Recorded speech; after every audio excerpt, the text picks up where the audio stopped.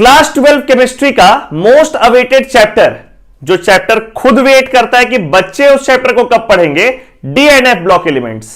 ये चैप्टर जो बच्चे छोड़कर रखते हैं कि एग्जामिनेशन के जस्ट पहले पढ़ेंगे, क्योंकि इसमें याद करने हैं कुछ बातें इनऑर्गेनिक केमिस्ट्री, तो इनऑर्गेनिक केमिस्ट्री का पोर्शन है, एग्जाम के जस्ट पहले पढ़ेंगे, एग्जाम तक सारा बात याद रहेगा और एग्जाम में क्वेश्चन बन जाएगा। इस एक्सपेक्टेशन के साथ हर साल देश के काफी बच्चे इस टॉपिक को आखिरी एक वीक के लिए छोड़कर रखते हैं, ठीक है। बट क्या होता है कि उनको लास्ट के एक वीक या 10 दिन में इस टॉपिक को पढ़ने का कोई प्रॉपर सोर्स नहीं मिलता है। तो इस वीडियो का वेट आप लोग बहुत दिन से कर रहे होंगे कि लास्ट में डीएनएफ ब्लॉक एलिमेंट्स का वन शॉट मिल जाए, तो उससे हम लोग का काम चल जाए।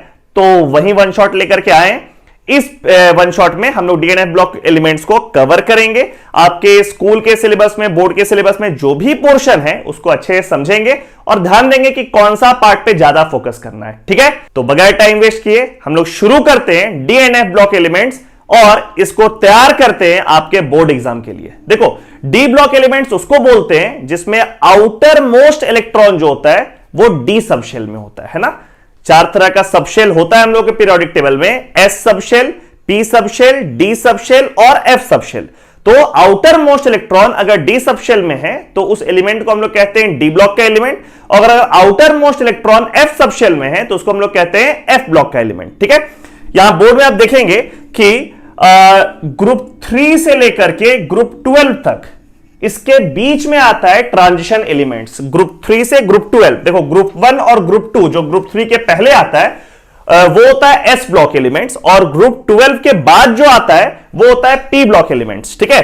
3 और 12 के बीच में जो भी एलिमेंट्स आता है उसको हम लोग क्या कहते हैं, these are called transition elements. Transition elements, ठीक है। इसमें अभी 1-2 एक्सेप्शन भी आएगा, आगे हम समझाएंगे आप लोगों को। ट्रांजिशन का ट्रांजिशन सीरीज होता है, पहला सीरीज, फर्स्ट सीरीज, जिसमें स्कैंडियम से लेकर के जिंक तक होता है। अब यहां पे एक बात समझने वाला है बाबू, डी ब्लॉक एलिमेंट्स और एफ ब्लॉक एलिमेंट्स में जो एलिमेंट्स का संख्या है वो बहुत ज्यादा है, और सारा एलिमेंट का नाम आपको नहीं याद रखना है। एग्जाम में उतना एग्जॉस्टिव क्वेश्चन पूछता भी नहीं है, ठीक है। तो हम एग्जैक्टली बताएंगे आप लोग कौन कौन सा पार्ट याद रखना है। ये नहीं कि आप बैठ करके लैंथेनाइट्स और एक्टिनाइट्स का नाम याद कर रहे हैं, वो कोई काम का नहीं, एग्जाम में पूछेगा भी नहीं।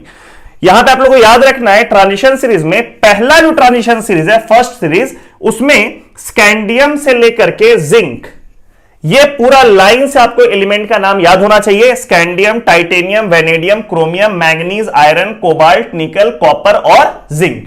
और उसके जस्ट नीचे आप देख रहे होंगे कि उनका एटॉमिक नंबर लिखा हुआ है, starting from atomic number 21 to atomic number 30। ये ट्रांजिशन सीरीज आप लोग को पूरा याद रखना है, ठीक है। अब आप बोलेंगे सर सेकंड सीरीज या थर्ड सीरीज में क्या याद करना है, तो ध्यान दो। सेकंड सीरीज में आपको सिर्फ ध्यान रखना है कि पहला एलिमेंट जो सेकंड सीरीज का होता है, ट्रांजिशन सीरीज का, वो होता है वाइट्रियम, और आखिरी एलिमेंट होता है कैडमियम। इसका एटॉमिक नंबर ध्यान रखना, 39 से लेकर के 48 के बीच में जाता है ये। 39 से 48 आपको दिख रहा है, कुल 10 एलिमेंट होगा, और ये 10 एलिमेंट डी ब्लॉक का एलिमेंट है। यहां पर भी देखिए 10 एलिमेंट्स है फर्स्ट सीरीज में, सेकंड सीरीज में फिर से 10 एलिमेंट है, और ये दोनों डी ब्लॉक का एलिमेंट है, ठीक है। अब थर्ड सीरीज में होता है लैंथनम से लेकर के मर्क्यूरी, लैंथनम से मर्क्यूरी। लैंथनम का एटॉमिक नंबर है 57 और मर्क्यूरी का एटॉमिक नंबर है 80। अब आप बोलेंगे सर ये तो एलिमेंट्स का संख्या बहुत ज्यादा हो गया, 57 से 80 एटॉमिक नंबर के बीच में। तो ध्यान रखना, लैंथनम से शुरू होता है लैंथेनाइड्स, ठीक है, और एटॉमिक नंबर 57 से लेकर अगला 14 एलिमेंट ये किस में लाई करेगा, ये लैंथेनाइड्स में लाई करेगा, जो कि एफ ब्लॉक का एलिमेंट्स है, ठीक है। तो 57 से 14 एलिमेंट उधर चला गया, और उसके बाद जो एलिमेंट्स बचा वो हो जाएगा डी ब्लॉक का। यानी कि ये जो Hg लास्ट वाला एलिमेंट है ये डी ब्लॉक का एलिमेंट है, लेकिन ये शुरुआत लैंथनम से लेकर के अगला 14 एलिमेंट, ध्यान रखना उन 14 एलिमेंट का नाम याद नहीं रखना है, एग्जाम में नहीं पूछेगा उससे क्वेश्चन। बट आपको यह ध्यान रखना है कि एटॉमिक नंबर पहला लैंथेनाइड का क्या होता है, तो इट इज 57। अगला 14 एलिमेंट जो होता है वो लैंथेनाइड्स कहलाता है। उसके बाद जो बच गया इधर वो हो जाएगा डी ब्लॉक का एलिमेंट। और चौथा सीरीज जो है, फोर्थ सीरीज, इसका शुरुआत होता है एक्टिनियम से, Ac। इसका भी एटॉमिक नंबर याद रखेंगे 89। और अब अगला 14 एलिमेंट ये लाई करता है एक्टिनाइड्स, एक्टिनाइड्स। तो क्या क्या बात याद रखना है यहां पे वापस से समझ लीजिए। पहला चीज कि पहला transition series, first transition series, इसको बाबू हम लोग कहते हैं 3D series. First transition series is also called 3D series. और इसमें हम एक चीज आप लोगों को बोलना चाहेंगे, काफी सारे बच्चे इन सारे एलिमेंट्स का नाम को या एस ब्लॉक या पी ब्लॉक के एलिमेंट्स के नाम को गाना वाना से याद रखते हैं। ये एक अच्छा प्रैक्टिस नहीं है और एग्जाम में हेल्पफुल नहीं होने वाला है। आपको सुनने में अच्छा लगेगा, याद करने समय अच्छा लगेगा, ठीक है, आपको ऐसा लगेगा कि आपको सब कुछ याद हो गया, बट एग्जामिनेशन में जब क्वेश्चन पूछेगा उस समय एग्जीक्यूशन के समय वो इफेक्टिव नहीं होगा, बिकॉज ये सीरीज लिखने के लिए एग्जाम में नहीं आएगा।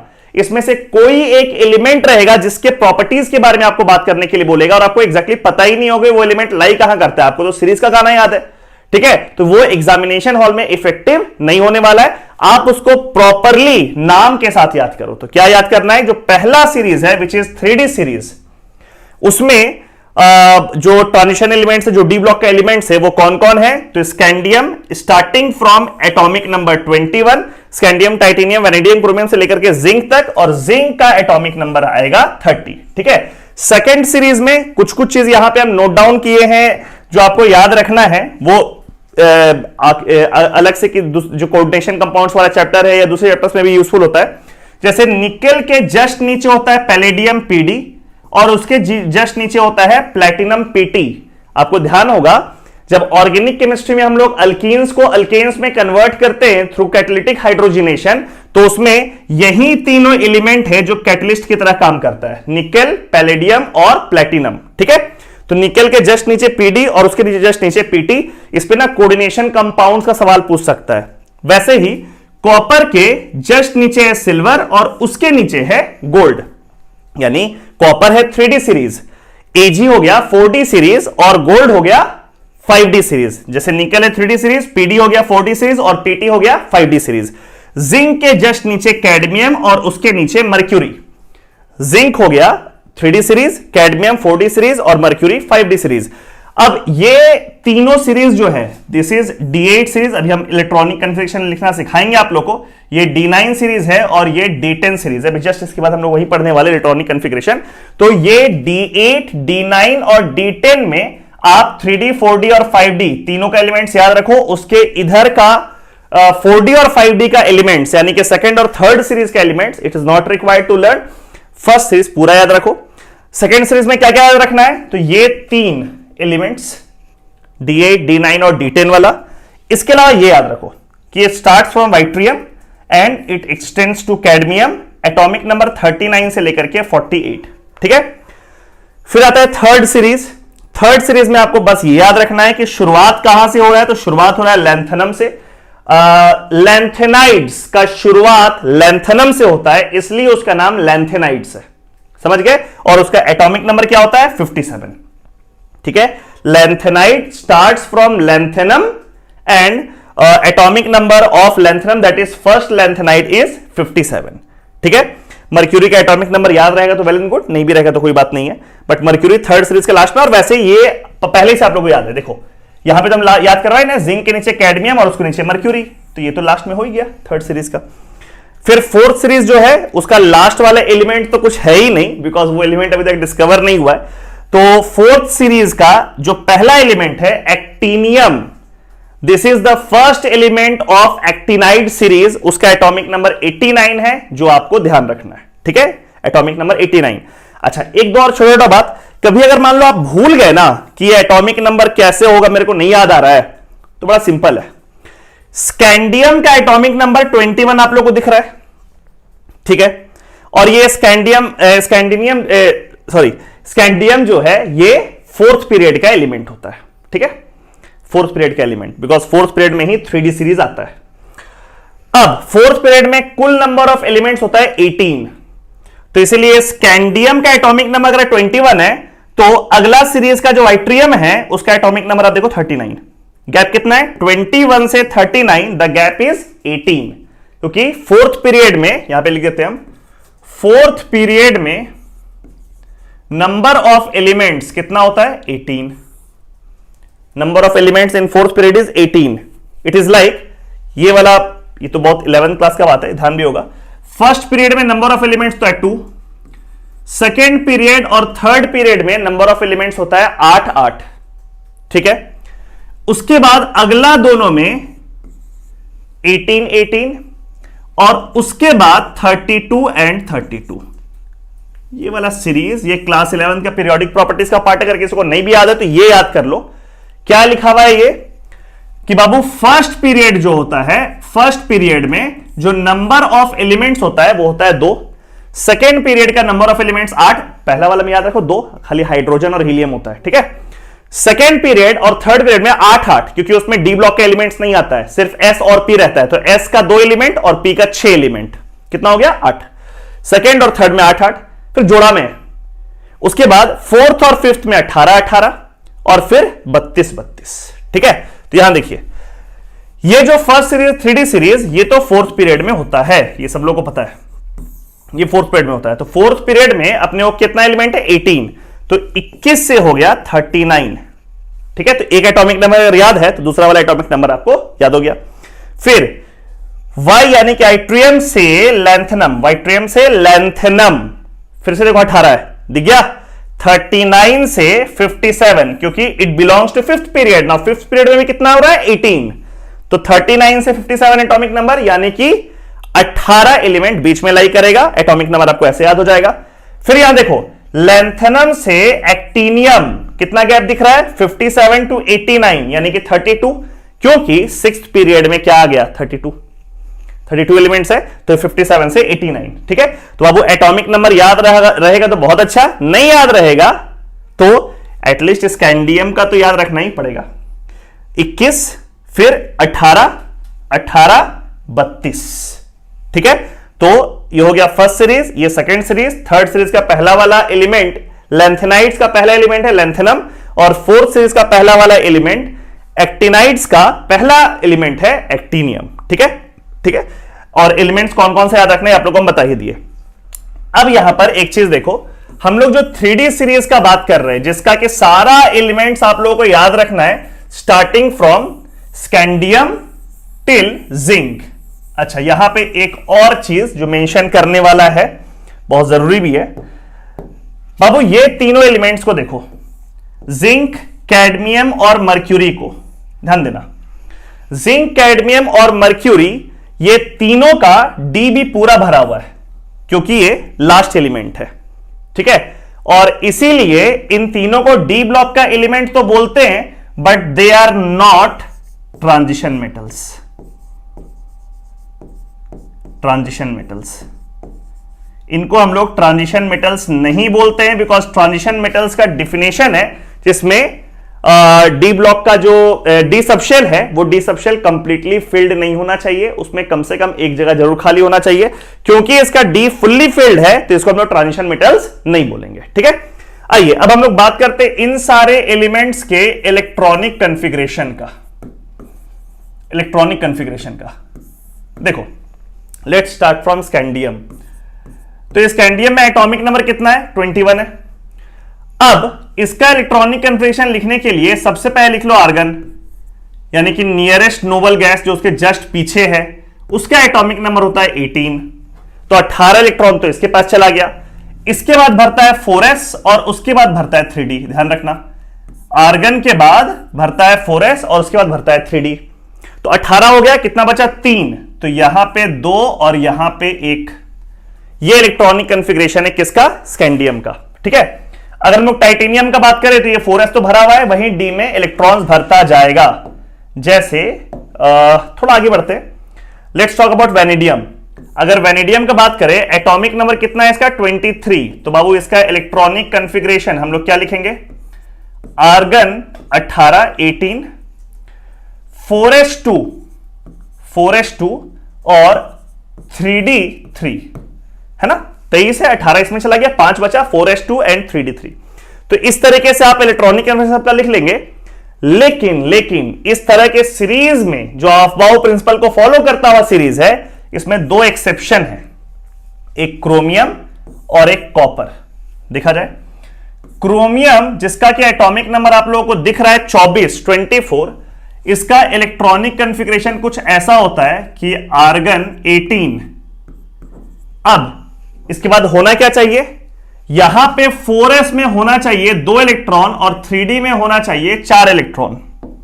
होना तो यही चाहिए था अकॉर्डिंग टू ऑफबाउ प्रिंसिपल, लेकिन यहां पर होता क्या है, अगर किसी को क्लास 11 का एटॉमिक स्ट्रक्चर याद होगा तो उसको पता होगा, यहां होता है 4s1 3d5, यानी कि 4s पूरा भरा ही नहीं है, उसमें एक ही इलेक्ट्रॉन है, और 3d5 यानी कि वो इलेक्ट्रॉन को d में शिफ्ट कर दिया गया है। और ऐसा होता है क्योंकि ये 3d5 का जो अरेंजमेंट है, ये अरेंजमेंट कुछ ऐसा होता है, इसमें पांचों ऑर्बिटल में एक एक इलेक्ट्रॉन होगा, और इसी को हम लोग कहते हैं half filled state.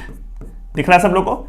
Half filled state किसको बोलते हैं? जब उस सबशेल के हर एक ऑर्बिटल में एक एक इलेक्ट्रॉन है। और आप लोग को यह जानकारी होगा कि हाफ फिल्ड स्टेट और फुल फिल्ड स्टेट बाकी सारे स्टेट से, बाकी सारे कॉन्फ़िगरेशन से ज्यादा स्टेबल होता है, ठीक है। तो इसीलिए इस हाफ फिल्ड स्टेबिलिटी के वजह से, उस स्टेबिलिटी के वजह से क्रोमियम एक्सेप्शन में आ गया, उसमें 4s1 और 3d5 हो जाता है। और दूसरा एक्सेप्शन होता है कॉपर विथ एटॉमिक नंबर 29, वहां पे हाफ फील्ड की वजह से एक्सेप्शन है, यहां पे फुल फील्ड की वजह से। कॉपर 29 का कॉन्फ़िगरेशन है आर्गन 18, 4s1 एंड 3d10।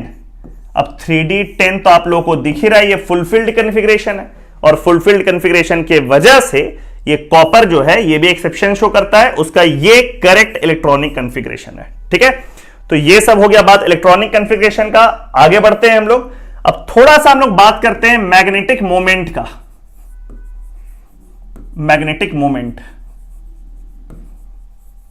देखो मैग्नेटिक मोमेंट जिसका सिंबल ऐसा होता है म्यू, इसका इक्वेशन होता है √n इंटू n+2, और यूनिट होता है बोर मैग्नेटॉन। इसका थोड़ा सा चर्चा हम अपने कोऑर्डिनेशन कंपाउंड्स वाले वन शॉट में भी किए। Magnetic moment mu is equals to n into n+2 Bohr magneton, where n is number of unpaired electrons, number of unpaired electrons, ठीक है। जैसे ध्यान देना, स्कैंडियम में एटॉमिक नंबर 21 और इसका इलेक्ट्रॉनिक कॉन्फ़िगरेशन क्या है, जस्ट हम लोग पढ़े कि आर्गन 18, 4s2 एंड 3d1, ये इसका इलेक्ट्रॉनिक कॉन्फ़िगरेशन है 4s2 3d1। अब इधर आर्गन 18 में तो सारा इलेक्ट्रॉन्स पेयर्ड है, इसमें इलेक्ट्रॉन पेयर्ड है, यानी कि total number of unpaired electron कितना दिख रहा है आप लोग को? 1। तो इसका मैग्नेटिक मोमेंट का वैल्यू हो जाएगा √1 into 1+2 which is equal to √3 Bohr magneton. तो इसका वैल्यूज निकालने के लिए आपको एग्जाम में बोल सकता है कि वैल्यू निकालो मैग्नेटिक मोमेंट का, तो स्कैंडियम का निकल के आया √3 बोर मैग्नेटॉन। आगे बढ़ते हैं, तो जैसे जैसे आप आगे बढ़ते जाएंगे ये डी वाला जो इलेक्ट्रॉन्स है वो इंक्रीज करता जाएगा और नंबर ऑफ अनपेयर्ड इलेक्ट्रॉन्स भी बढ़ता जाएगा। Let's take example of vanadium again with atomic number 23। तो यहां पर जो इलेक्ट्रॉनिक कॉन्फ़िगरेशन होगा वो कुछ ऐसा होगा कि आर्गन 18, 18, 4s2 3d3। अब ध्यान देना, ये जो 3d3 है यानी कि डी के 5 ऑर्बिटल में 3 इलेक्ट्रॉन भरना है आपको, तो Hund's rule of maximum multiplicity को ये फॉलो करेगा। यानी कि अगर ये डी का 5 ऑर्बिटल कुछ ऐसा है तो यहां पे 3 इलेक्ट्रॉन अगर आपको भरना है, वो 3 इलेक्ट्रॉन इस तरीके से भराया जाएगा, है ना। हुंड्स रूल को फॉलो करेंगे, यानी कि जब तक उस सबशेल का हर एक ऑर्बिटल में एक एक इलेक्ट्रॉन ना हो जाए तब तक पेयरिंग शुरू नहीं करना है, ठीक है। तो उसके वजह से नंबर ऑफ अनपेयर्ड इलेक्ट्रॉन्स कितना आपको दिखाई दे रहा है? 3। तो इसका मैग्नेटिक मोमेंट का वैल्यू विल बी √3 इंटू 3+2 यानी कि 5 इंटू 3 √15 बोर मैग्नेटॉन, ठीक है। ये इसका वैल्यू हो गया। तो इस तरीके से आप आगे बढ़ोगे तो नंबर ऑफ अनपेयर्ड इलेक्ट्रॉन्स के अकॉर्डिंग मैग्नेटिक मोमेंट चेंज करेगा। ट्रांजिशन सीरीज, 3D सीरीज, पहला ट्रांजिशन सीरीज में सबसे ज्यादा मैग्नेटिक मोमेंट होता है बाबू क्रोमियम का। क्रोमियम का atomic number is 18 and configuration जो कि ऑब्वियसली एक्सेप्शन में आता है, वो भी हम जस्ट देखे कि argon 18, 4s1 3d5 half field configuration की वजह से ये एक्सेप्शन था। अब इस जगह पे आप गौर से देखिए और देख करके सोचिए कि नंबर ऑफ अनपेड इलेक्ट्रॉन कितना होगा। तो ये 4s1 में जो एक इलेक्ट्रॉन है वो तो अनपेड है ही, इनफैक्ट इस 3d5 में जो 5 इलेक्ट्रॉन है वो पांचों अनपेड इलेक्ट्रॉन है, बिकॉज हुंस रूल को फॉलो करेगा और वो पांचों ऑर्बिटल में एक एक इलेक्ट्रॉन रहेगा। तो यानी कि इसमें total number of unpaired electrons हो गया 6।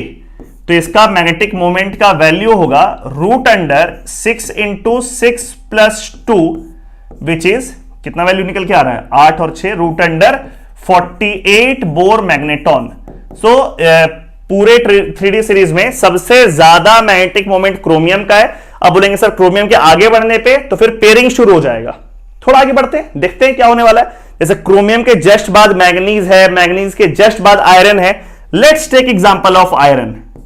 आयरन में एटॉमिक नंबर होता है 26। अब इसका कॉन्फ़िगरेशन क्या होगा? तो इसका configuration will be argon 18 4s2 3d6। देखिए 26 हो गया जोड़ के 4s2 3d6। और इसमें मैग्नेटिक मोमेंट का जो वैल्यू है इट इज √, ये तो 4s2 मतलब दोनों इलेक्ट्रॉन पेयर्ड। अच्छा अब ये 3d6 का बात करो कि इस 3d6 में नंबर ऑफ अनपेयर्ड इलेक्ट्रॉन कितना होगा। बगैर ऑर्बिटल डायग्राम को शो किए आप बोल सकते हैं कि इसमें नंबर ऑफ अनपेयर्ड इलेक्ट्रॉन होगा 4। कैसे होगा 4? यहां पे देखते हैं, ऐसे अर्थ देते हैं हम। 3d6 का बात हो रहा है, 5 ऑर्बिटल बन गया डी में। अब 1 इलेक्ट्रॉन 2 इलेक्ट्रॉन 3 4 5 और ये रहा छठा। तो छठा इलेक्ट्रॉन पेड हो गया जिसके वजह से अनपेड इलेक्ट्रॉन कितना निकल के आया 4। तो 4 × 4 + 2 that gives rise to √24 Bohr magneton. तो आपको दिख रहा है ना क्रोमियम का मैग्नेटिक मोमेंट है हाईएस्ट √48 बोर मैग्नेटॉन। और जैसे जैसे आप क्रोमियम से और राइट होते जाएंगे वैसे वैसे अब ये डी वाला इलेक्ट्रॉन पेयरिंग चालू कर देगा और इसीलिए मैग्नेटिक मोमेंट डिक्रीज करेगा। तो अगर आपको कर्व बनाने के लिए बोला जाए कैसा ग्राफ, इस तरह का ग्राफ एग्जाम में पूछता है कई बार कि या तो ग्राफ प्लॉट करो या ग्राफ जो दिया हुआ है उसके बारे में कुछ कमेंट करो। तो उसमें अगर y एक्सिस में हम लिखते हैं मैग्नेटिक मोमेंट और x एक्सिस में लिखते हैं हम एटॉमिक नंबर। एटॉमिक नंबर ठीक है। तो एटॉमिक नंबर स्टार्ट्स फ्रॉम 21 से, for example this point is 21। तो सबसे पहले 21 से लेकर के 24 तक यानी क्रोमियम तक मैग्नेटिक मोमेंट बढ़ेगा। शुरुआत में 21 पे भी कुछ होगा मैग्नेटिक मोमेंट, तो थोड़ा ऊपर कर देते हैं इसको, ये वाला पार्ट को। देखिए तो यहां से हम लोग शुरू किए, इस तरीके से मैग्नेटिक मोमेंट इंक्रीज किया। ये क्रोमियम 24 और उसके बाद डिक्रीज किया। ठीक है, ये वाला स्कैंडियम है, स्कैंडियम का मैग्नेटिक मोमेंट यहां पे हम लोग निकाले थे and it came out to be √3 Bohr magneton. Scandium का ये तो ये √3 वैल्यू हो गया स्कैंडियम का Sc। यहां पे क्रोमियम का मैग्नेटिक मोमेंट देखो √48 बोर मैग्नेटॉन दिख रहा है, तो ये क्रोमियम का हाईएस्ट वैल्यू है, वैल्यू तो लिखने का जरूरत नहीं है। और उसके बाद फिर ये मैग्नेटिक मोमेंट का वैल्यू डिप करेगा। ठीक है, तो ये क्लियर होना चाहिए। यहां पे हम पूरा इसको टच नहीं करवाए बिकॉज हम लोग ट्रांजिशन मेटल्स का बात कर रहे हैं और जिंक ट्रांजिशन में नहीं आता है, लेकिन अगर जिंक को आप कंसिडर करोगे तो यहां पे वो पूरा टच कर जाएगा। जैसे ये वाला नीचे जब एक्सटेंड करोगे आप तो ये पार्ट है जिंक, यानी कि एटॉमिक नंबर कितना बाबू 30, बिकॉज इसमें नंबर ऑफ अनपेड इलेक्ट्रॉन कितना है 0। तो जब एक भी अनपेड इलेक्ट्रॉन नहीं है तो वैसे कैसे मैग्नेटिक मोमेंट भी उसका हो जाएगा 0। But the highest magnetic moment which is the most important part is what is chromium. ठीक है, एक और इंपॉर्टेंट बात ध्यान देना, जैसे मान लीजिए आयरन का कॉन्फ़िगरेशन हम लोग ये लिखे, अगर कोई बोलेगा कि let's just talk about Fe+, let's talk about Fe+, तो Fe+ का मतलब you have to remove 1 electron from iron, you have to ionise iron. तो वो जो एक इलेक्ट्रॉन निकलेगा वो ऐसा नहीं है कि 3D बाद में भरा है तो उससे निकल जाएगा, नहीं। जब आप इलेक्ट्रॉन फिल करते हैं you have to follow aufbau principle. ठीक है, यानी कि उसमें 4s पहले भरेगा और 3D बाद में भरेगा। लेकिन जब आप इलेक्ट्रॉन्स को रिमूव करते हैं, आयोनाइज करते हैं, निकालते हैं, तो आप आउटर मोस्ट शेल से निकालते हैं, और ये है 4th शेल, ये है 3rd shell. So you have to remove electron from this part. तो क्या बन जाएगा उसका कॉन्फ़िगरेशन Fe+ में this will be argon 18 4s1 3d6. As a result of which you can see that the number of unpaired electrons comes out to be 5. एक 4s वाला और 3d6 का तो हम लोग ये बनाए थे, उसमें 4 अनपेयर्ड इलेक्ट्रॉन था, तो कुल मिला के 5 होगा. तो ये बात को भी ध्यान रखना है कि बेसिकली अगर सिर्फ मेटल दिया हुआ है न्यूट्रल, तब तो आप उसका कन्फिगरेशन लिख लेंगे, आपको सिखा भी दिए.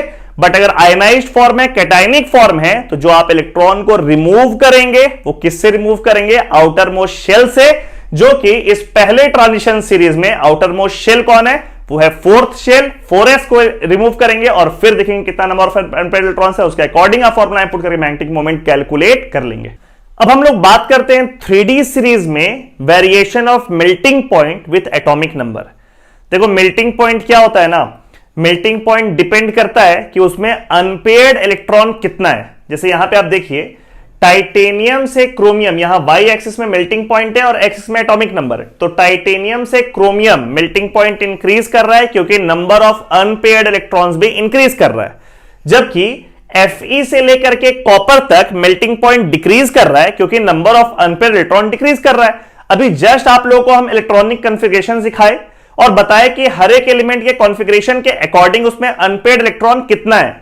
जैसे टाइटेनियम में अनपेयर्ड इलेक्ट्रॉन कितना है? स्कैंडियम में 1 है, फिर टाइटेनियम में 2 है. क्रोमियम में जो अनपेयर्ड इलेक्ट्रॉन है वो सबसे ज्यादा है. वो कितना है? वो 6 अनपेयर्ड इलेक्ट्रॉन है. इसलिए आप देखो मेल्टिंग पॉइंट हाईएस्ट किसका है? क्रोमियम का. तो कहीं एग्जाम में जैसे रीजनिंग क्वेश्चन पूछता है कि 3D सीरीज में क्रोमियम का मेल्टिंग पॉइंट सबसे ज्यादा क्यों है, इस तरह का क्वेश्चन एग्जाम में पूछ सकता है कि क्रोमियम का मेल्टिंग पॉइंट ज्यादा क्यों है. तो Cr has highest melting point due to maximum number of unpaired electrons, that is 6. सबसे ज्यादा अनपेयर्ड होने की वजह से क्रोमियम का जो मेल्टिंग पॉइंट है सबसे ज्यादा हो गया. फिर Fe से लेकर के कॉपर तक मेल्टिंग पॉइंट डिक्रीज कर रहा होता है. अब आपके दिमाग में आएगा सर ये मैग्नीज बीच में नीचे कैसे आ गया? तो ये एक्सेप्शन है, इनऑर्गेनिक केमिस्ट्री का यूएसपी है कि एक्सेप्शन तो होगा. मैग्नीज का मेल्टिंग पॉइंट आप देख रहे हैं ये डिप करके अचानक से क्रोमियम से काफी नीचे आ गया, फिर Fe से ऊपर आ गया है. It is due to stability of manganese. Manganese का कंफिग्रेशन होता है 4s2 3d5.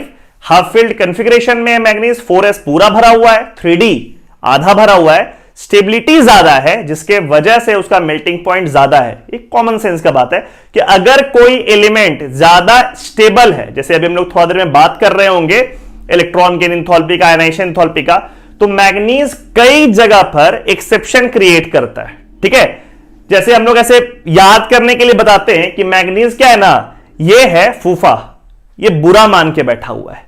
क्या बुरा माना है? कि भाई मैग्नीज ऐसा बोल रहा है कि मेरा कॉन्फ़िगरेशन था 4s2 3d5. तो 3d5 पे मेरा हक था और ये क्रोमियम का कॉन्फ़िगरेशन होना चाहिए था 4s2 3d4. अब वो एक्सेप्शन दिखा दिया, अपना एक s वाले को d में भेज दिया और वो हो गया 4s1 3d5.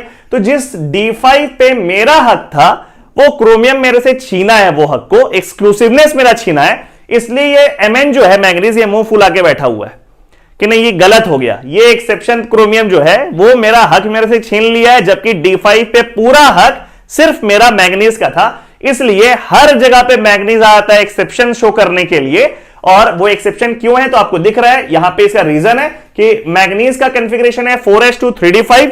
4s पूरा भरा हुआ है और 3d हाफ फील्ड है. तो इसका जो कॉन्फ़िगरेशन है वो स्टेबल कॉन्फ़िगरेशन है. और कोई भी चीज जो ज्यादा स्टेबल है वो अपने फॉर्म को आसानी से चेंज नहीं होने देता है. तो मेल्ट करने का मतलब है कि आप सॉलिड को लिक्विड में कन्वर्ट कर रहे हैं. तो अगर कॉन्फ़िगरेशन स्टेबल है, एलिमेंट स्टेबल है, तो उसका मेल्टिंग पॉइंट हाई होगा. उसको डिस्टर्ब करने के लिए आपको ज्यादा एनर्जी देना पड़ेगा. ठीक है, तो यहां पे ध्यान रखना मैग्नीज का मेल्टिंग पॉइंट अचानक से डिप किया हुआ है, दिख रहा है आप लोग को. Otherwise except for the case of manganese, what is the rule? As the number of unpaired electron increases, melting point increases. और इसी ट्रेंड को ये फॉलो कर रहा है with exception of manganese due to D5 configuration half filled stability. Atomic size का अगर बात करें तो आपको दिख रहा है कि शुरुआत स्कैंडियम से लेकर के निकेल तक रेडियस बोल सकते हैं आप या एटॉमिक साइज बोल सकते हैं, एक ही बात है, वो डिक्रीज कर रहा है, यानी कि छोटा हो रहा है एटम, और फिर निकेल से लेकर के जिंक तक थोड़ा थोड़ा एटॉमिक साइज जो है वो इंक्रीज करता है। अगेन निकेल से जिंक जाने में वो एक्सेप्शन होता है क्योंकि ऑब्वियसली जिंक जो है वो फुलफिल्ड है। तो यहां पे जैसे आप लोगों को याद होगा क्लास 11 में पीरियोडिक प्रॉपर्टीज में लोग पढ़े थे कि पी ब्लॉक का जो एलिमेंट्स होता है उसमें 13 से लेकर के 17 तक एटॉमिक साइज डिक्रीज करता है, बट अचानक से ग्रुप 18 का जो एलिमेंट्स है वो P6 पूरा भरा हुआ है उसमें और उसका एटॉमिक साइज इंक्रीज कर जाता है नोबेल गैसेस का, वैसे ही यहां पे लास्ट में इंक्रीज किया है। लेट्स टॉक अबाउट कि स्कैंडियम से लेकर के निकेल तक एटॉमिक साइज डिक्रीज क्यों किया है, और इसके पीछे का कारण है शील्डिंग इफेक्ट। अब ये देखिए जरा शील्डिंग इफेक्ट होता क्या है, बहुत बढ़िया समझना शील्डिंग इफेक्ट का फिनोमेना क्या होता है। देखिए ये है न्यूक्लियस जो सेंटर पे बैठा हुआ है और यहां पर है मान लीजिए इलेक्ट्रॉन्स, आउटर मोस्ट इलेक्ट्रॉन्स। तो न्यूक्लियस और आउटर मोस्ट इलेक्ट्रॉन के बीच में जितना भी इलेक्ट्रॉन्स है, now these electrons act as a shield, act as a screen between nucleus and outermost electron. Shield समझ गए? जैसे पहले जो युद्ध होता था उसमें राजा महाराजा एक हाथ में वो लोग रखते थे अटैक करने के लिए और दूसरे में रखते थे शील्ड। शील्ड का मतलब कि सामने से अगर वार हो तो अपना बचाव करने के लिए जो आप आगे करते हैं, ठीक है। तो ये बीच का जितना भी इलेक्ट्रॉन्स है, आउटर मोस्ट इलेक्ट्रॉन्स और न्यूक्लियस के बीच में, वो सब है शील्ड, जिसको हिंदी में बोलते हैं हम लोग ढाल, ठीक है। और वो ढाल, वो शील्ड जितना अच्छा होगा उतना न्यूक्लियस और आउटर मोस्ट इलेक्ट्रॉन के बीच में जो अट्रैक्शन है वो कमजोर होगा, ठीक है। बिकॉज बीच में शील्ड आ गया तो ये इलेक्ट्रॉन और इस न्यूक्लियस के बीच में जो अट्रैक्शन है वो डिक्रीज कर जाएगा, वो घट जाएगा, ठीक है। अब इस फिनोमेना को समझना है हम लोग को कि यहां पर मान लीजिए न्यूक्लियस है प्लस चार्ज, तो ये अपना इलेक्ट्रिक फील्ड तो सारे डायरेक्शन में स्प्रेड किया है, हर डायरेक्शन में, और भी बहुत सारा एरोज है इलेक्ट्रिक फील्ड का जो ये स्प्रेड कर रहा है इस तरीके से। अब अगर कोई शील्ड को आप यहीं पर रख दो, मतलब न्यूक्लियस के जस्ट बगल में यहां पे किसी शील्ड को रख दो, तो आपको दिख रहा है वो काफी सारे एरोज को यहीं पर रोक देगा और यहां इलेक्ट्रॉन तक काफी कम एरोस पहुंच पाएगा। तो हम ऐसा कह रहे हैं कि न्यूक्लियस के नजदीक जितना भी इलेक्ट्रॉन है वो शानदार शील्ड हुआ। और अगर मान लीजिए कोई इलेक्ट्रॉन यहां पर प्रेजेंट है तो वो तो आपको दिख रहा है ना काफी कम एरोस को रोक पा रहा है। जितना एरोस को ये नजदीक वाला इलेक्ट्रॉन रोका, दूर इलेक्ट्रॉन होने की वजह से वो काफी कम एरोस को रोक पाया। It is just like the fact कि आप ये सोचो कि मान लीजिए ये यहां पे एक टॉर्च है जिससे लाइट जा रहा है, ग्लो हो रहा है, और यहां पे एक वॉल है, ठीक है। तो जब ये टॉर्च से लाइट निकला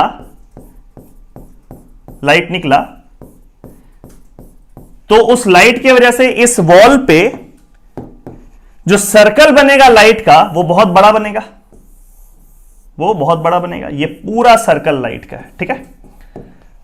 और ये क्या है? टॉर्च है। अब हम लोग क्या कर रहे हैं, इस टॉर्च और इस वॉल के बीच में कोई एक ऑब्जेक्ट को रख दे रहे हैं। तो आप सोचो ये ऑब्जेक्ट अगर हम यहीं पर रख दें तो ये उस लाइट के बहुत सारे रेज को वहीं पर रोक देगा और एक अच्छा खासा पोर्शन इस वॉल पे ऐसा होगा जो डार्क हो जाएगा, है ना। वहीं अगर इस ऑब्जेक्ट को आप थोड़ा दूर रखोगे तो वो काफी कम रेज को रोक पाएगा और यहां पे जो डार्क पोर्शन है वो छोटा हो जाएगा। मतलब समझ में आ रहा है? मतलब यह है कि न्यूक्लियस से एक इलेक्ट्रॉन अगर नजदीक है तो वो काफी अच्छा शील्ड है, वो न्यूक्लियस से निकलने वाले बहुत सारे इलेक्ट्रिक फील्ड लाइंस को वहीं पर रोक देगा और उसके वजह से जो आउटर मोस्ट इलेक्ट्रॉन है उसका अट्रैक्शन न्यूक्लियस के तरफ कमजोर हो जाएगा। वहीं जो इलेक्ट्रॉन न्यूक्लियस से दूर है वो खराब शील्ड है, ठीक है। तो as the distance of nucleus as the distance of electron from nucleus decreases, it acts as a stronger shield, better shield, and it implements, it affects, it imparts a better shielding effect. ठीक है, तो हम लोग ऐसा कह सकते हैं कि शील्डिंग इफेक्ट का जो ऑर्डर है वो कुछ ऐसा है कि s इलेक्ट्रॉन्स सबसे तगड़ा शील्ड होगा. क्यों ऐसा? क्योंकि s इलेक्ट्रॉन्स न्यूक्लियस के सबसे नजदीक होता है. p इलेक्ट्रॉन्स का जो शील्ड है वो उससे खराब होगा. d इलेक्ट्रॉन्स का शील्ड उससे खराब होगा और f इलेक्ट्रॉन्स का शील्ड सबसे खराब होगा. यह ऑर्डर है शील्डिंग इफेक्ट का. अब ट्रांजिशन सीरीज में d इलेक्ट्रॉन्स है. d इलेक्ट्रॉन्स मतलब खराब शील्ड, ध्यान रखना. s इलेक्ट्रॉन्स मतलब बहुत अच्छा शील्ड और d और f का शील्ड बहुत खराब है, f का तो बहुत ही ज्यादा खराब है. ठीक है, तो d इलेक्ट्रॉन्स का शील्ड अच्छा नहीं है. अब स्कैंडियम से लेकर के निकेल तक आप जो एटॉमिक नंबर बढ़ा रहे हो, तो जितना भी एक्स्ट्रा इलेक्ट्रॉन आप ऐड कर रहे हैं वो सारा इलेक्ट्रॉन किस में आप ऐड कर रहे हो? डी में. तो यानी कि जो नया नया इलेक्ट्रॉन आप ऐड किए वो सारा इलेक्ट्रॉन खराब शील्ड है. अब शील्ड खराब है, सोचना, न्यूक्लियस है, आउटर मोस्ट इलेक्ट्रॉन है, ठीक है, और बीच का शील्ड खराब है. तो खराब शील्डिंग के वजह से इस न्यूक्लियस और इस आउटर मोस्ट इलेक्ट्रॉन के बीच का अट्रैक्शन ज्यादा तगड़ा होगा, पावरफुल होगा, जिसके वजह से वो इलेक्ट्रॉन न्यूक्लियस के नजदीक श्रिंक करेगा, अट्रैक्ट होगा, उसके पास आएगा और ओवरऑल साइज डिक्रीज कर जाएगा. क्लियर हुआ? फिर से एक बार समझाते हैं. ये है न्यूक्लियस, ये आउटर मोस्ट इलेक्ट्रॉन है और बीच में जितना भी इलेक्ट्रॉन है वो शील्ड कैसा काम कर रहा है. तो जब आप स्कैंडियम से लेकर के निकल तक जा रहे हैं तो जो नया इलेक्ट्रॉन्स भर रहा है वो सब डी में जा रहा है, जो कि खराब शील्ड है. और खराब शील्ड होने की वजह से न्यूक्लियस और आउटर मोस्ट शेल के बीच का अट्रैक्शन वो बढ़ रहा है, बिकॉज बीच का जो ढाल है वो खराब है. तो इसीलिए अट्रैक्शन इंक्रीज किया और वो इलेक्ट्रॉन न्यूक्लियस की तरफ अट्रैक्ट होगा, पुल होगा और ओवरऑल एटॉमिक साइज डिक्रीज कर जाएगा. तो निकेल तक जो साइज डिक्रीज करता है, it is due to poor shielding effect of D electrons. ठीक है, this decrease in atomic size is due to, क्या लिखेंगे हम लोग? It is due to poor shielding effect of D electrons. Poor shielding effect of D electrons. Poor shielding effect of D electrons. ठीक है, और nickel से zinc जो atomic size बढ़ा है वो इसी वजह से, बिकॉज अब तो आप स्टेबिलिटी की तरफ जा रहे हैं ना. जिंक तो फुलफिल्ड हो रहा है और जैसे नोबल गैस का साइज पी ब्लॉक में सबसे ज्यादा था due to its extra stability, वैसे ही जिंक का साइज सबसे ज्यादा रहेगा ड्यू टू एक्स्ट्रा स्टेबिलिटी. ठीक है, मतलब सबसे ज्यादा नहीं रहेगा, निकेल से जिंक की तरफ इंक्रीज कर देगा size due to extra stability of zinc. ठीक है, बट ये वाला पार्ट से एग्जाम में क्वेश्चन पूछ सकता है कि majority of the transition elements में एटॉमिक साइज एटॉमिक नंबर के बढ़ने के साथ डिक्रीज क्यों करता है, तो आपको बताना पड़ेगा due to poor shielding effect of D electrons. और यहीं पर हम थोड़ा सा इसको एक्सटेंड कर सकते हैं और बता सकते हैं कि जो एफ ब्लॉक का पहला वाला सीरीज है विच इज कॉल्ड लेंथेनाइड्स.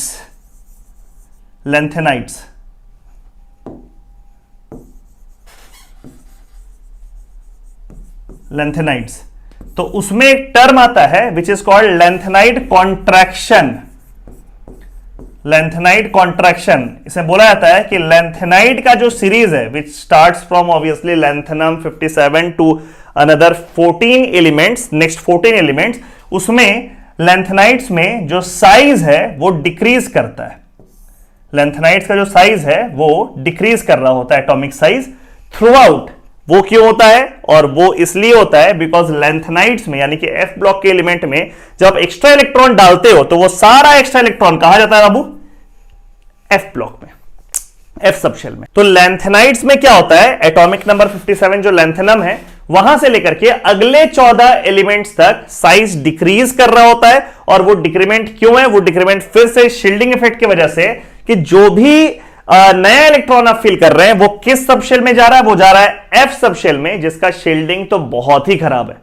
सबसे खराब शील्डिंग होता है एफ इलेक्ट्रॉन्स का, जिसके वजह से आउटर मोस्ट इलेक्ट्रॉन्स और न्यूक्लियस के बीच का शील्ड खराब हुआ, उसके बीच में अट्रैक्शन इंक्रीज करता है और साइज डिक्रीज होता है. तो ये भी आप सवाल पूछ सकता है कि लेंथेनाइड कॉन्ट्रैक्शन को आप एक्सप्लेन करो, तो उसका एक्सप्लेनेशन ये होगा कि लैंथेनाइड्स में जो सीरीज होता है उसमें जैसे जैसे एटॉमिक नंबर बढ़ता है, as atomic number increases atomic size atomic radius decreases, and it is due to the fact that the extra electron is filled in d subshell which has very poor shielding effect.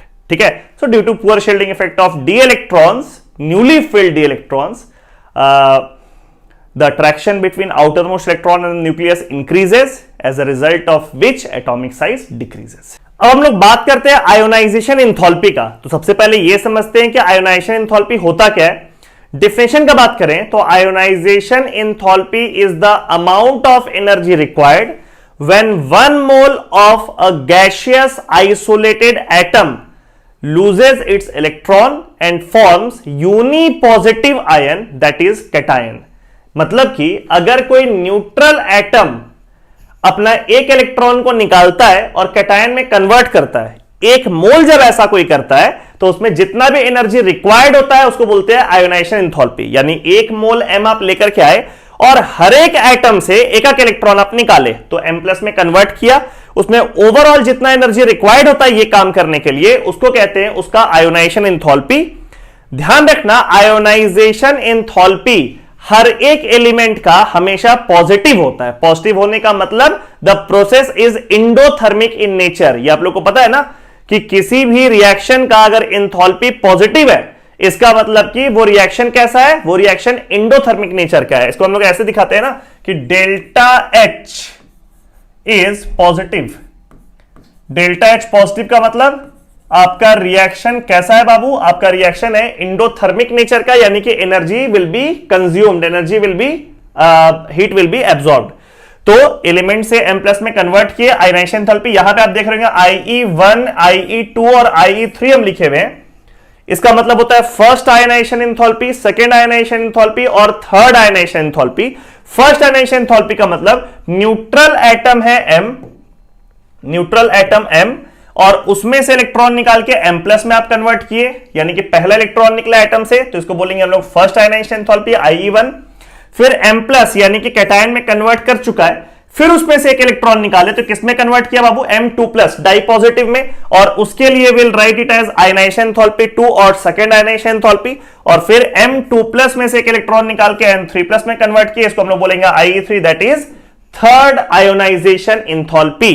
ठीक है, यहां पे एक बात add on बताना चाहेंगे आप लोगों को कि हर एक एलिमेंट के लिए, सब एलिमेंट के लिए IE3 का वैल्यू IE2 से ज्यादा होगा और IE2 का वैल्यू IE1 से ज्यादा होगा।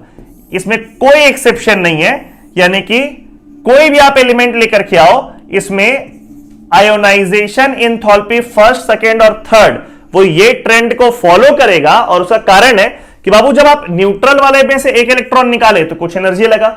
अब ये तो कैटायन है ना, ये पॉजिटिवली चार्ज्ड है, आप समझिए इसके पास पहले ही इलेक्ट्रॉन कम है ना, और उस कमी वाले चीज को आप उसमें से निकाल रहे हैं, यानी कि किसी गरीब के हाथ से आप पैसा छीन रहे हैं तो वो तो आसानी से आपको पैसा छीनने देगा नहीं, उसके लिए आपको ज्यादा ताकत लगाना पड़ेगा। और तीसरा कंडीशन है कि उसका गरीबी बढ़ गया है ना, जो भिखारी मंदिर के बाहर बैठा हुआ है उसके कटोरे से आप पैसा निकालना चाहेंगे तो देगा कि आपको निकालने के लिए, उसके लिए आपको एनर्जी ज्यादा निकालना पड़ेगा, क्योंकि M2 प्लस यानी कि इलेक्ट्रॉन का बहुत कमी है इसके पास, और उस कमी वाले चीज में से आप और इलेक्ट्रॉन निकालने की कोशिश कर रहे हैं, है ना, ये तो अपराध है यार, है ना। तो उसलिए एनर्जी उसमें ज्यादा लगेगा। तो हर एलिमेंट के लिए बात ध्यान रखना IE3 is greater than IE2 greater than IE1 होता है, और उसमें फर्स्ट आयोनाइजेशन एंथैल्पी क्या होता है, सेकंड क्या होता है, थर्ड क्या होता है, ये क्लियर होना चाहिए। अब यहां पे आप ब्रैकेट में देखो हम कुछ एलिमेंट्स का नाम लिखे हुए हैं, जैसे IE1 के लिए हम लिखे हैं जिंक। 3D सीरीज में यानी कि स्कैंडियम से लेकर के जिंक तक में सबसे ज्यादा जो वैल्यू है, मतलब मैक्सिमम वैल्यू, इसी पे सवाल एग्जाम में पूछेगा आपसे, मैक्सिमम जो वैल्यू होता है वो है किसका, जिंक का। आपसे अगर सवाल पूछेगा कि जिंक का मैक्सिमम क्यों है, पहला बात तो ये कि आयोनाइजेशन एंथैल्पी किस किस चीज पर डिपेंड करता है, दो चीज पे, यहां पे हम थोड़ा बताना भूल गए वाला, एक है साइज और दूसरा इलेक्ट्रॉनिक कॉन्फ़िगरेशन। साइज अगर छोटा होगा, ध्यान सुनना, साइज अगर छोटा होगा तो आउटर मोस्ट इलेक्ट्रॉन न्यूक्लियस के नजदीक जाएगा तो उस इलेक्ट्रॉन को निकालने में ताकत ज्यादा लगेगा, तो साइज के लिए आप लिख सकते हैं ऐसा point, as size decreases ionisation enthalpy increases. लेकिन सिर्फ एक ही फैक्टर पर डिपेंडेंट नहीं है, दूसरा फैक्टर इलेक्ट्रॉनिक कॉन्फ़िगरेशन। अगर वो एलिमेंट का इलेक्ट्रॉनिक कॉन्फ़िगरेशन कुछ ऐसा है जो कि स्टेबल इलेक्ट्रॉनिक कॉन्फ़िगरेशन है, स्टेबल इलेक्ट्रॉनिक कॉन्फ़िगरेशन, तो पहले से ही स्टेबल है, वो आसानी से अपना इलेक्ट्रॉन को क्यों निकालने के लिए देगा, बिकॉज अगर वो इलेक्ट्रॉन निकल गया तो उसका स्टेबिलिटी डिस्टर्ब हो जाएगा। तो अगर कॉन्फ़िगरेशन स्टेबल है तो भी उसका आयनाइजेशन एंथैल्पी ज्यादा होगा। दो चीज पर डिपेंड करता है, साइज जैसे जैसे डिक्रीज करेगा वैसे वैसे आयनाइजेशन एंथैल्पी इंक्रीज करेगा, और दूसरा factor electronic configuration, stable electronic configuration वाले एलिमेंट का आयोनाइजेशन एंथैल्पी ज्यादा होगा। ठीक है, तो जिंक का बात करते हैं, जिंक का मैक्सिमम क्यों होता है आयोनाइजेशन एंथैल्पी, क्योंकि इसका साइज तो मिनिमम नहीं होता है। अभी जस्ट हम लोग पढ़े साइज मिनिमम होता है 3D सीरीज में निकेल का, है ना, लेकिन जिंक का आयोनाइजेशन एंथैल्पी मैक्सिमम क्यों है, क्योंकि इसका इलेक्ट्रॉनिक कॉन्फ़िगरेशन बहुत स्टेबल है, 4s2 3d10। जिंक का इलेक्ट्रॉनिक कॉन्फ़िगरेशन क्या है, 4s2 3d10, यानी कि पूरा दोनों सबशेल भरा हुआ है, स्टेबल कॉन्फ़िगरेशन है, और उसमें से इलेक्ट्रॉन निकालने में सबसे ज्यादा एनर्जी लगेगा। सेकेंड आयनाइजेशन एंथैल्पी का बात करें तो इसमें जीतता कौन है, कॉपर। अब आप बोलेंगे सर कॉपर क्यों जीत रहा है, अब देखो कॉपर का एटॉमिक नंबर 29 है ना, इसका आउटर मोस्ट कॉन्फ़िगरेशन, आर्गन 18 तो होता ही है, but outer most configuration copper का होता है 4s1 3d10। ये एक्सेप्शन वाला केस था, अभी थोड़ी देर पहले हम लोग बात किए थे इसके इलेक्ट्रॉनिक कॉन्फ़िगरेशन के बारे में। तो कॉपर का है 4s1 3d10। अब इसमें से ना आप एक इलेक्ट्रॉन निकाल दो, एक इलेक्ट्रॉन निकालोगे तो क्या बन जाएगा, Cu+, और ये हो जाएगा 4s0, यानी कि ये 4s गायब हो गया। अब उस Cu+ में से आपको एक इलेक्ट्रॉन और निकालना है, तो आपको इलेक्ट्रॉन किससे निकालना होगा, 3d10 से। अब 3d10 तो आसानी से इलेक्ट्रॉन देने वाला है नहीं, क्योंकि ये फुलफिल्ड कॉन्फ़िगरेशन में है, जिसके वजह से सेकेंड आयोनाइजेशन एंथैल्पी हाईएस्ट किसका है, कॉपर का। Again the reason is not size but it is electronic configuration. तो एक बात ध्यान रखना, साइज और इलेक्ट्रॉनिक कॉन्फ़िगरेशन दो फैक्टर जरूर होता है आयोनाइजेशन एंथैल्पी को जज करने का, लेकिन जो मैक्सिमम आयोनाइजेशन एंथैल्पी होता है किसी कोई भी सीरीज में, किसी भी पीरियड में, किसी भी ग्रुप में, उसमें इस इलेक्ट्रॉनिक कॉन्फ़िगरेशन का रोल बहुत ज्यादा होता है। ठीक है, मेजॉरिटी ऑफ द केसेस में the order is governed bye size, but जहां पे अचानक सा एब्रप्ट चेंज होता है, जहां पे एक्सेप्शन होता है, जहां पे मैक्सिमम वैल्यू का बात होता है, स्टीप चेंज का बात होता है, वहां पे इलेक्ट्रॉनिक कॉन्फ़िगरेशन हीरो बन जाता है। जैसे जिंक वाले केस में भी इलेक्ट्रॉनिक कॉन्फ़िगरेशन 4s2 3d10 का बात हो रहा है, कॉपर वाले केस में 3d10 का बात हो रहा है, और फिर जिंक आ गया है सेकेंड आयोनाइजेशन एंथैल्पी में, सॉरी थर्ड आयोनाइजेशन एंथैल्पी में। कारण पता है आप लोगों को, जिंक का इलेक्ट्रॉनिक कॉन्फ़िगरेशन होता है 4s2 3d10, 4s2 3d10 किसका, जिंक न्यूट्रल वाले का। तो अब जब उसमें से दो इलेक्ट्रॉन आप निकाल चुके हैं, यानी कि वो दोनों इलेक्ट्रॉन आप किससे निकाले, आप निकाले हैं 4s से। यहां पे हम लिखते हैं जिंक का आउटर मोस्ट कॉन्फ़िगरेशन क्या होता है, 4s2 3d10 होता है। तो Zn2+ का अगर बात करें, Zn2+, तो ये 4s का दोनों इलेक्ट्रॉन निकल चुका है, यानी कॉन्फ़िगरेशन क्या बचा, again 3d10 which is fulfilled configuration for D subshell, और इसीलिए थर्ड आयोनाइजेशन एंथैल्पी हाईएस्ट किसका होता है, जिंक का। तो ध्यान रखना है, ये सब बात आपको ध्यान रखना है। पहला आयोनाइजेशन एंथैल्पी होता क्या है, डेफिनेशन आप लोगों को बता दिए, हमेशा पॉजिटिव होगा, एंडोथर्मिक होगा, because energy will be consumed in removing that electron. दो चीज पर डिपेंडेंट है, साइज, इलेक्ट्रॉनिक कॉन्फ़िगरेशन, ये भी बात हम लोग कर लिए। First ionisation, second ionisation, third ionisation enthalpy किसको किसको बोलते हैं, ये वाला बात भी किए हम लोग। तीनों का ऑर्डर क्या होता है ये भी देखे, और इन तीनों में 3D सीरीज में जो हाईएस्ट वैल्यूज है वो किस एलिमेंट का प्रेजेंट है। ठीक है, तो ये बात हुआ आयोनाइजेशन एंथैल्पी का। अगला टॉपिक की तरफ बढ़ते हैं जो हम लोग यहां पर मेंशन करने वाले हैं, इलेक्ट्रॉन गेन एंथैल्पी। देखिए ये वाला टर्म है electron gain enthalpy. Ionisation enthalpy का मतलब होता है इलेक्ट्रॉन निकालने में कितना एनर्जी लगेगा या एंथैल्पी चेंज होगा। इलेक्ट्रॉन गेन एंथैल्पी का मतलब कि आप उस न्यूट्रल एटम को एक इलेक्ट्रॉन खिला दो, उसको एक इलेक्ट्रॉन गेन करवाओ तो वो एनायन में कन्वर्ट होगा। इस प्रोसेस में जितना डेल्टा एच का वैल्यू होगा, जो भी डेल्टा एच का वैल्यू इस प्रोसेस में होगा, उसको हम लोग कहते हैं इलेक्ट्रॉन गेन एंथैल्पी। सो इलेक्ट्रॉन गेन एंथैल्पी का डिफिनेशन क्या हो जाएगा बाबू, इलेक्ट्रॉन गेन एंथैल्पी का डिफिनेशन होगा the amount of enthalpy change when 1 mole of a neutral gaseous isolated atom gains electron and converts to an anion that is uninegative ion. ठीक है, एक electron खाया और एनायन में convert कर गया M माइनस, इसमें जितना भी एंथैल्पी चेंज हुआ डेल्टा एच, इसको बोलते हैं इलेक्ट्रॉन गेन एंथैल्पी। ध्यान रखना generally electron gain enthalpy negative होता है, this general case delta H is negative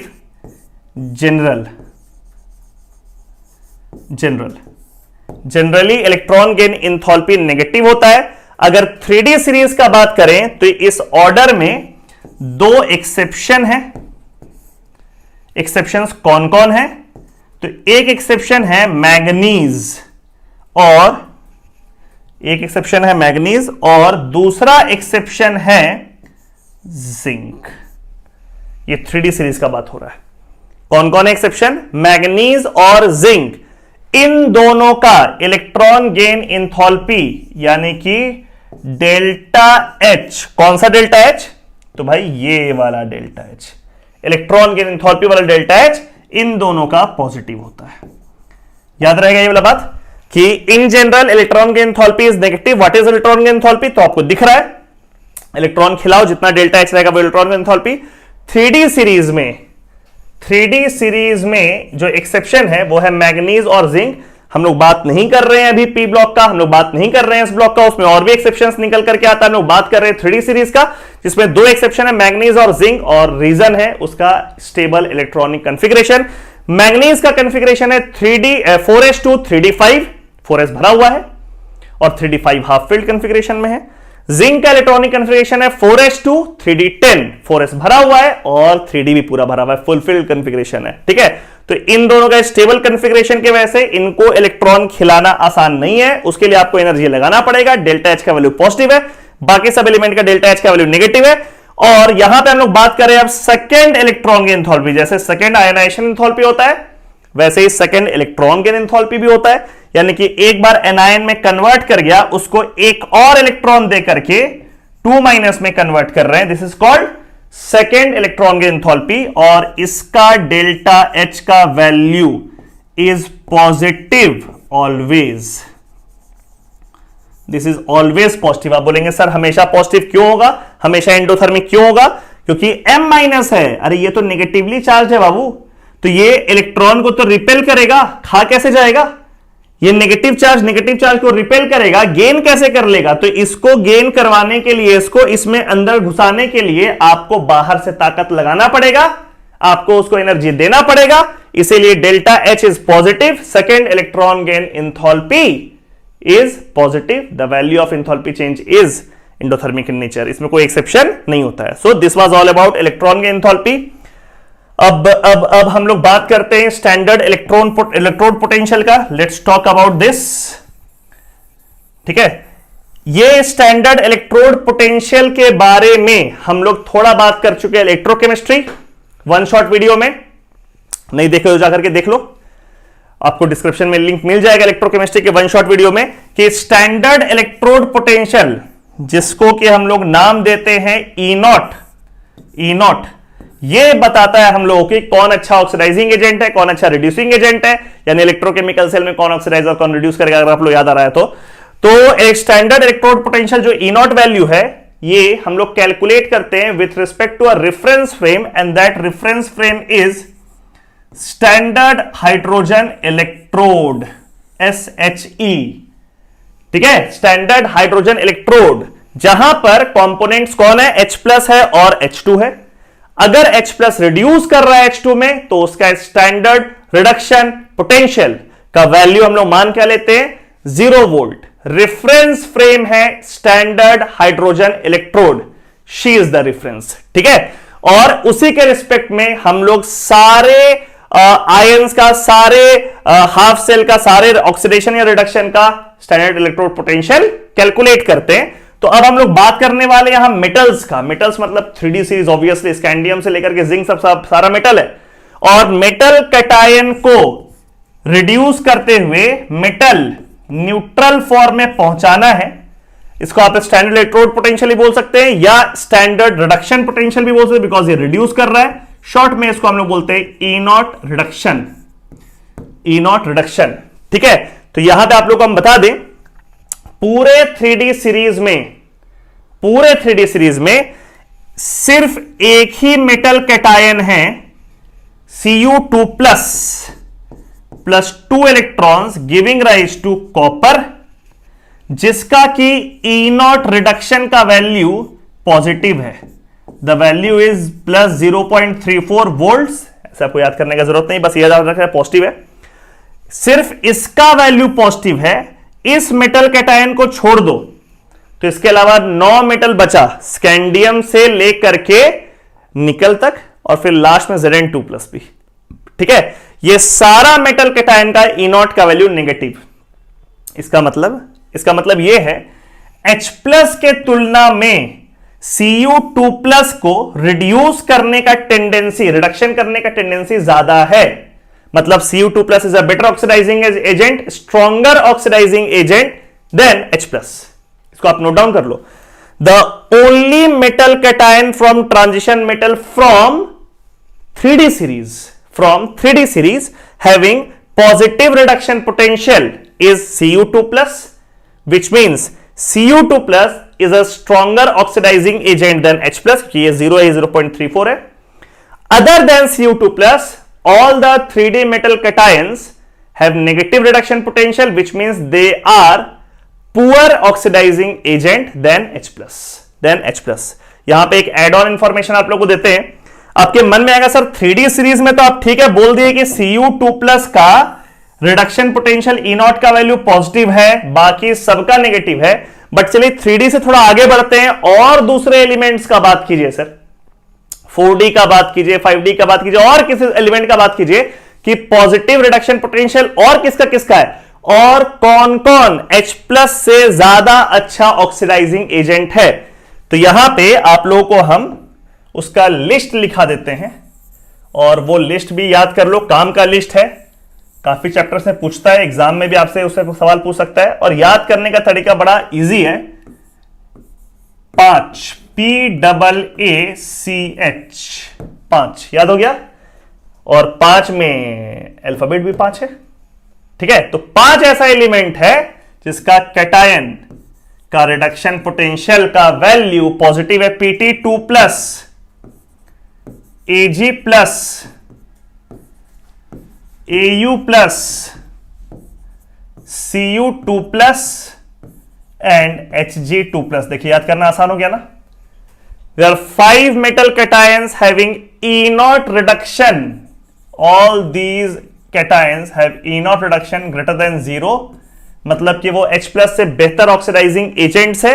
कौन कौन है? 5, प्लेटिनम, सिल्वर, गोल्ड, कॉपर और मर्क्यूरी। और इन 5 मेटल कैटायन को छोड़ दिया जाए तो बाकी सारा मेटल कैटायन का ई नॉट रिडक्शन का वैल्यू है नेगेटिव, वो H+ की तुलना में खराब ऑक्सीडाइजिंग एजेंट्स है। अब हम लोग बात करते हैं वैरायटी ऑफ ऑक्सीडेशन स्टेट जो 3D का मेटल शो करता है। एक्चुअली ऑक्सीडेशन स्टेट का जितना भी रेंज है ये डिपेंड करता है वैलेंस इलेक्ट्रॉन्स उसमें कितना है।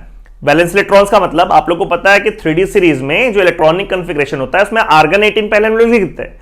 उस 18 इलेक्ट्रॉन के बाद जितना भी इलेक्ट्रॉन बचा वो सब का सब आउटर मोस्ट शेल में जा रहा है, तो उसको हम लोग बोलेंगे वैलेंस शेल। ठीक है, जैसे स्कैंडियम में हो गया 21, 18 के बाद 3 बचा, तो उसमें 3 इलेक्ट्रॉन है जो कि रिमूव कर सकते हैं हम लोग। तो स्कैंडियम का जो मैक्सिमम ऑक्सीडेशन स्टेट शो होता है वो होता है +3, तो वो +1, +2, +3 इस तरह का रेंज में शो कर सकता है ऑक्सीडेशन स्टेट। ठीक है, तो मैक्सिमम ऑक्सीडेशन स्टेट कोई भी एलिमेंट कितना शो कर सकता है, तो वो शो कर सकता है जितना उसके पास वैलेंस इलेक्ट्रॉन्स प्रेजेंट है। वैलेंस इलेक्ट्रॉन्स ये मैक्सिमम कर सकता है, जरूरी नहीं है कि इतना करेगा ही, है ना, जरूरी थोड़ी है। जैसे मान लो एग्जांपल हम लोग लेते हैं ऑक्सीजन का, ऑक्सीजन के पास वैलेंस इलेक्ट्रॉन्स होता है 6, लेकिन वो +6 ऑक्सीडेशन स्टेट शो तो नहीं करता है ना, वो तो इलेक्ट्रोनेगेटिव एलिमेंट है। जबकि सल्फर के पास भी वैलेंस इलेक्ट्रॉन्स है 6 और वो +6 शो करता है। तो कहने का मतलब यह है कि कोई भी एलिमेंट मैक्सिमम ऑक्सीडेशन स्टेट कितना शो कर सकता है, जितना उसके पास वैलेंस इलेक्ट्रॉन्स है, बट जरूरी नहीं है कि वहां तक जाए। ठीक है, अब 3D का अगर बात करें तो 18 के बाद जो भी बचेगा उतना ऑक्सीडेशन स्टेट मैक्सिमम वो शो कर सकता है, जिसमें सबसे ज्यादा रेंज ऑक्सीडेशन स्टेट का शो करने का कैपेबिलिटी है मैग्नीज में। मैग्नीज में क्यों? बिकॉज मैग्नीज का कॉन्फ़िगरेशन क्या है बाबू? 4s2 3d5। एक तो 7 इलेक्ट्रॉन्स है आउटर मोस्ट शेल में, ऊपर से 3d5 वाला सारा इलेक्ट्रॉन्स अनपेयर्ड है, अनपेयर्ड, तो वो सब निकल सकता है एक्चुअली। तो ये +7 ऑक्सीडेशन स्टेट तक शो करता है। ये बात ध्यान रखना, मैग्नीज का ऑक्सीडेशन स्टेट का range it starts from +2, Mn+2 से शो करना शुरू करता है ऑक्सीडेशन स्टेट, और इट रेंजेस टू +7। कोई भी 3D का मेटल +7 से ज्यादा ऑक्सीडेशन स्टेट शो नहीं करता है। +7 शो करता है मैग्नीज, उसके बाद बारी आता है क्रोमियम का, Cr का, और क्रोमियम का जो मैक्सिमम ऑक्सीडेशन स्टेट है वो है +6 उसके वैलेंस इलेक्ट्रॉन्स के हिसाब से, यानी कि 4s1 3d5, तो +6 वो शो करता है। तो पहला बात तो ये नोट डाउन कर लो कि सबसे ज्यादा रेंज मैग्नीज का और सेकंड में क्रोमियम का। तो इन दोनों के बारे में, कंपाउंड के बारे में हम लोग को बात करना है थोड़ा सा। जैसे यहां पे देखो, मैग्नीज MnO जो ऑक्साइड है इसका, इसमें मैग्नीज का ऑक्सीडेशन स्टेट +2 है, MnO2 में इसका ऑक्सीडेशन स्टेट +4 है, और Mn2O7 में इसका ऑक्सीडेशन स्टेट +7 है। तो ये तो ऑक्सीडेशन स्टेट आप निकाल लोगे। और एक फैक्ट यहां पर लिख लेना कि किसी भी ऑक्साइड में जैसे जैसे ऑक्सीडेशन स्टेट बढ़ता है, इंक्रीज करता है, उसका एसिडिक नेचर भी इंक्रीज करता है, और जैसे जैसे ऑक्सीडेशन स्टेट घटेगा उसका बेसिक नेचर इंक्रीज करेगा। ये जो पहला वाला ऑक्साइड है MnO, इसका नेचर होता है बेसिक, MnO2 का नेचर है एम्फोटेरिक, और Mn2O7 का नेचर है एसिडिक। तो रीजनिंग क्वेश्चन, जो कि इनऑर्गेनिक का फेवरेट पार्ट होता है बोर्ड एग्जामिनेशन में, उसमें आपसे पूछ सकता है कि भाई ये 3 ऑक्साइड जो है वो इस नेचर का क्यों होता है, तो आप उसका रीजन दोगे, उसका ऑक्सीडेशन स्टेट लिख करके कि जैसे जैसे ऑक्सीडेशन स्टेट इंक्रीज करता है वैसे वैसे एसिडिक नेचर इंक्रीज करता है। So MnO is basic, MnO2 is amphoteric. Amphoteric का मतलब according to the requirement it can act as either acidic और बेसिक, और Mn2O7 ये एसिडिक नेचर का होता है। ठीक है, वहीं दूसरी तरफ क्रोमियम का 2 ऑक्साइड यहां पे हम दिखा रहे हैं आप लोगों को, Cr2O3 और CrO3। Cr2O3 में क्रोमियम का ऑक्सीडेशन स्टेट है +3, Cr2O3 में क्रोमियम का ऑक्सीडेशन स्टेट है +6। ये जो पहला वाला है Cr2O3, ये एम्फोटेरिक नेचर का होता है, याद रखना है। ऑब्वियसली अगर ये एम्फोटेरिक है तो ये हो जाएगा एसिडिक नेचर का, this is of acidic nature. ठीक है, खैर मैग्नीज का बड़ा पॉपुलर, बड़ा फेमस, बड़ा इंपॉर्टेंट कंपाउंड है KMnO4। KMnO4 का नाम होता है पोटेशियम परमैंगनेट, पोटेशियम परमैंगनेट। अब बाबू पोटेशियम परमैंगनेट KMnO4 में मैग्नीज का ऑक्सीडेशन स्टेट है +7, और इसी वजह से ये बहुत स्ट्रॉन्ग ऑक्सीडाइजिंग एजेंट है। ध्यान रखना, अगर कोई एलिमेंट अपने मैक्सिमम ऑक्सीडेशन स्टेट में प्रेजेंट है तो वो और ऊपर तो नहीं जा सकता है, बट अपने ऑक्सीडेशन स्टेट को गिरा जरूर सकता है, कम जरूर कर सकता है। और अगर अपना ऑक्सीडेशन स्टेट को कम करेगा तो बगल वाले को वो इलेक्ट्रॉन देगा। ठीक है, अपना ऑक्सीडेशन स्टेट को वो कम कर रहा है तो इनफैक्ट वो क्या कर रहा है, वो रिड्यूस कर रहा है खुद को, तो बगल वाले को वो ऑक्सीडाइज करेगा और वो एक अच्छा ऑक्सीडाइजिंग एजेंट बन जाएगा। तो यहां KMnO4 में मैग्नीज का ऑक्सीडेशन स्टेट +7 है, उसका maximum oxidation state, so it is a strong oxidising agent, strong oxidising agent. Same goes with this K2CrO4 and K2Cr2O7, जहां पे क्रोमियम का ऑक्सीडेशन स्टेट है +6, यहां भी, और यहां भी उसका ऑक्सीडेशन स्टेट है +6, और +6 ऑक्सीडेशन स्टेट क्रोमियम का है मैक्सिमम ऑक्सीडेशन स्टेट, तो वो भी काम करेगा एक स्ट्रॉन्ग ऑक्सीडाइजिंग एजेंट के जैसा। अब यहां पे आप देखिए KMnO4 का बात हम लोग कर रहे हैं, KMnO4 पोटेशियम परमैंगनेट, उसमें जो ऑक्सीडाइजिंग नेचर शो करने वाला आयन है वो है MnO4-। अगर कोई बोलेगा कि यहां K+ का क्या रोल है, कोई रोल नहीं है। K+ is a Spectator ion, वो रिडॉक्स रिएक्शन में पार्टिसिपेट नहीं करता है, पार्टिसिपेट करता है MnO4- यानी कि परमैंगनेट आयन। यहां 3 एरोज आप लोग को दिख रहा है। अगर आप रिडॉक्स रिएक्शन कर रहे हैं एसिडिक मीडियम में तो ये MnO4- परमैंगनेट आयन +7 से चला जाएगा +2 में, बनेगा Mn2+। न्यूट्रल या वीकली बेसिक मीडियम में ये रिड्यूस करेगा MnO2 में, यानी कि +7 से +4। और strongly basic the value of pH should be greater than 10, इसमें MnO4- रिड्यूस करेगा MnO4-2- में, यानी +7 से +6 में। ठीक है, वहीं दूसरे तरफ क्रोमियम का 2 कंपाउंड आपको दिख रहा है, दोनों में +6 ऑक्सीडेशन स्टेट है। K2CrO4 इस potassium chromate, K2Cr2O7 is potassium dichromate. Potassium chromate is stable in basic medium. Potassium dichromate is stable in acidic medium. So if the reaction is to be carried out in acidic medium, first you have to convert this chromate to dichromate, और in basic medium to convert dichromate to chromate. Basic medium में कौन exist करेगा? Chromate CrO4 2-, और acidic medium में dichromate Cr2O7 2-. Redox reaction के समय ये chromate हो या डाइक्रोमेट, CrO4 2- हो या Cr2O7 2-, ये दोनों रिड्यूस करेगा Cr3+ में, यानी क्रोमियम का ऑक्सीडेशन स्टेट घटेगा +6 ऑक्सीडेशन स्टेट से +3 ऑक्सीडेशन स्टेट। अभी हम लोग देखेंगे इनका कुछ रिडॉक्स रिएक्शंस। अब हम लोग बात करते हैं reaction of परमैग्नेट ion and dichromate ion. अभी हम लोग बात करते हैं वो दोनों बहुत अच्छा ऑक्सीडाइजिंग एजेंट्स है। जैसे यहां पे आप देखो तो परमैग्नेट आयन को हम लोग रिएक्ट कर रहे हैं Fe2+ से एसिडिक मीडियम में, तो आप लोग को पता है एसिडिक मीडियम में परमैग्नेट आयन रिड्यूस कर जाएगा Mn2+ में, और ये Fe2+ ऑक्सीडाइज करेगा Fe3+ में। ये कुछ बात ध्यान रखना है कि ये रिड्यूस करके Mn2+ में आ रहे, तो आप लोग को पता है, बट ये जो रिएक्टेंट में है वो ऑक्सीडाइज करके कहां पर जाएगा, तो Fe खेलता है 2+ और 3+ में। यहां पे ध्यान दो, अगर मान लीजिए ये रिएक्शन कुछ ऐसा लिखा होता कि MnO4- प्लस FeSO4 इस तरह का कंपाउंड दिया होता आपको रिएक्ट करने के लिए, तो आप यहां पर देखते कि भाई FeSO4 है, FeSO4 का मतलब Fe+2 में है ना, सल्फेट है, फेरस सल्फेट Fe+2 में, तो ये Fe तो यहां पे उतर गया, लेकिन क्या इस सल्फेट को भी रिएक्शन में पार्टिसिपेट कराइएगा? तो बिल्कुल नहीं। ये सल्फेट यहां पे स्पेक्टेटर आयन है, क्योंकि सल्फेट में सल्फर का ऑक्सीडेशन स्टेट है +6, जो कि उसका मैक्सिमम ऑक्सीडेशन स्टेट में है, और वो फर्दर ऑक्सीडाइज नहीं हो सकता है। तो अगर कहीं पर लिखा MnO4- प्लस FeSO4, तो आपको यह बोलना है कि FeSO4 में से जो ऑक्सीडाइज करेगा वो सिर्फ कौन होगा? Fe2+ होगा, जो ऑक्सीडाइज करके Fe3+ पे जाएगा। सल्फेट इस रिडॉक्स रिएक्शन में पार्टिसिपेट नहीं करेगा, बिकॉज सल्फेट में सल्फर का ऑक्सीडेशन स्टेट है +6, जो उसका मैक्सिमम ऑक्सीडेशन स्टेट है, फर्दर ऑक्सीडाइज नहीं हो सकता है वो। और अगर यहां पे रिएक्शन दे दिया कुछ ऐसा कि MnO4- को आप रिएक्ट कर लो फेरिक सल्फेट से Fe2SO4 whole thrice, this is formula for ferric sulphate.